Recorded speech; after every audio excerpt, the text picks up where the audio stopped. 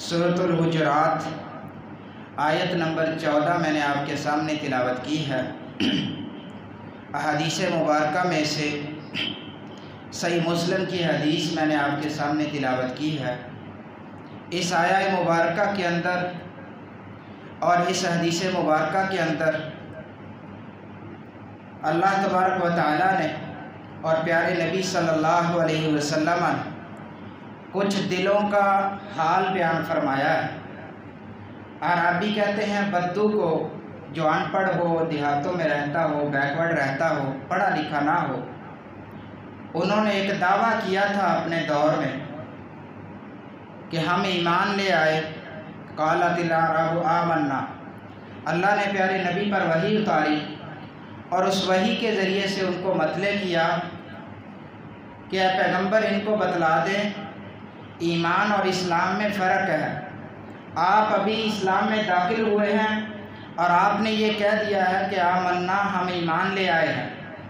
قل، اے پیغمبر کہیے، لم تؤمنوا، تم ایمان نہیں لائے، ولکن قولوا اسلمنا، یہ کہو ہم اسلام میں انٹر ہو چکے ہیں۔ ہم نے اسلام کی چابی لا الہ الا اللہ والی یا اشہد ان لا الہ الا اللہ وان محمد رسول اللہ والی لگا دی ہے۔ اب ہم اسلام کے اندر داخل ہو چکے ہیں اور اسلام کا دعویٰ کر سکتے ہیں کہ ہم مسلمان ہیں۔ وَلَمَّا يَدْخُلِ الْإِيمَانُ فِي قُلُوبِكُمْ، تم نے ایمان کا دعویٰ آغاز میں ہی کیوں نہیں کرنا؟ اس لیے کہ وَلَمَّا يَدْخُلِ الْإِيمَانُ فِي قُلُوبِكُمْ، ابھی ایمان تمہارے دلوں میں رچا بسا نہیں۔